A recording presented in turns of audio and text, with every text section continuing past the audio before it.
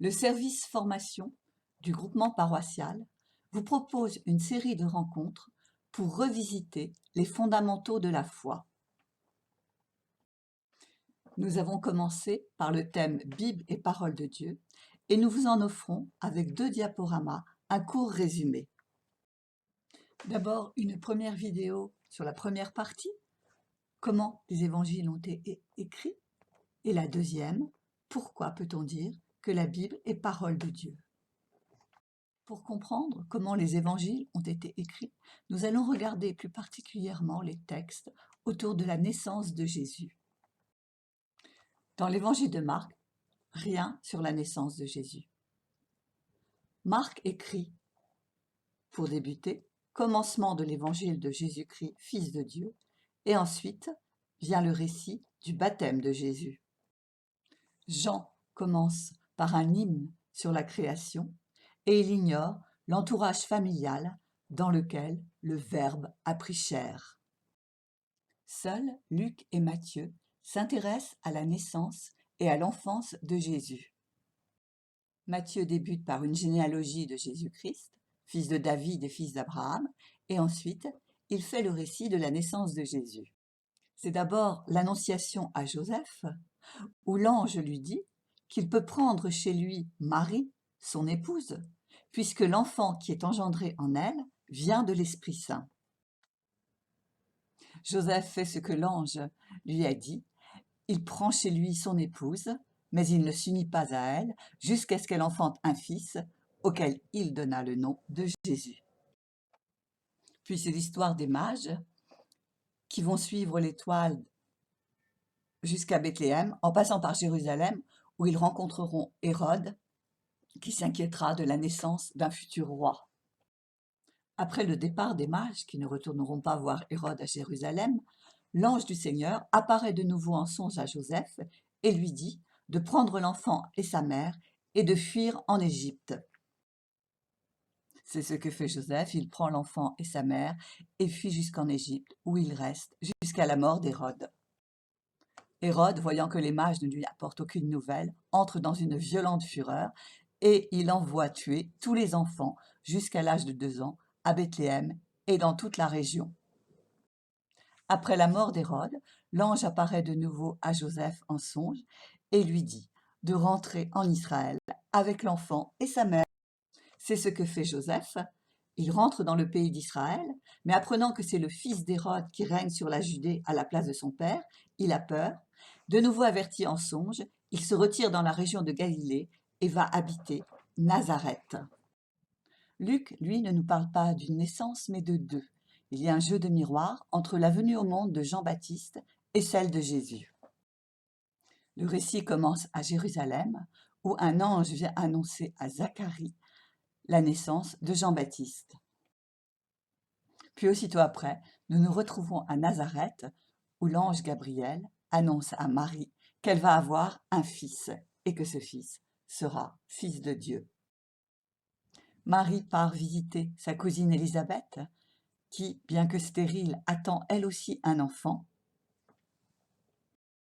De retour à Nazareth, elle part avec Joseph à Bethléem à cause d'un recensement, où elle mettra au monde son fils premier-né dans une mangeoire, puisqu'il n'y a plus de place pour eux dans les auberges. Des bergers des environs, avertis de la naissance, viendront adorer l'enfant. Puis c'est la présentation au temple avec la rencontre d'Anne et de Siméon. Puis ils repartent chez eux à Nazareth, où Jésus grandira. Nous avons bien 2 récits différents, l'un plus autour de Joseph, l'autre autour de Marie. Ces 2 récits différents sont à traiter séparément. Il ne faut pas vouloir les harmoniser. Pourquoi ces différences? Pourquoi certains évangélistes n'ont pas parlé de l'enfance de Jésus? Il faut savoir que dans l'Antiquité, on ne s'intéressait pas à la naissance, à l'enfance d'un grand personnage. On s'intéressait à l'adulte. Les récits de descendance ne sont pas documentaires, mais identitaires. Raconter la naissance de quelqu'un, c'est projeter à l'origine de la vie la question de l'identité du personnage. D'où vient-il? et c'est ainsi que Matthieu et Luc l'ont compris. Leurs différences ne traduisent pas des informations historiques disparates, mais chacun, pour raconter, suit des modalités différentes. Au moment de l'écriture des évangiles, la communauté chrétienne ne connaissait que ce qu'on appelle maintenant l'Ancien Testament. Les évangélistes, pour écrire, ont repris des thèmes et des histoires de l'Ancien Testament, parce que pour eux, il était impossible de comprendre Jésus sans une telle préparation. Joseph, le père de Jésus, qui reçoit une révélation en rêve et sauve sa famille, est un rappel délibéré du Joseph de l'Ancien Testament, Joseph le fils de Jacob, qui lui aussi va sauver sa famille. La fuite en Égypte a, elle, pour toile de fond, l'Exode avec Moïse. Le méchant roi Hérode est la copie conforme du méchant Pharaon, qui fait tuer tous les enfants hébreux mâles, Dieu ne préservant la vie que de ceux qui allaient sauver son peuple. Matthieu nous présente donc Jésus comme le nouveau Moïse. Mais c'est comme si l'histoire s'inversait. La terre promise devient le lieu du danger, et l'Égypte, qui était le lieu de l'esclavage, se transforme en un refuge. L'image qui apparaît est celle d'un nouveau Moïse envoyé d'Israël en Égypte pour sauver son peuple. Les mages nous renvoient à Balaam dans le livre des Nombres.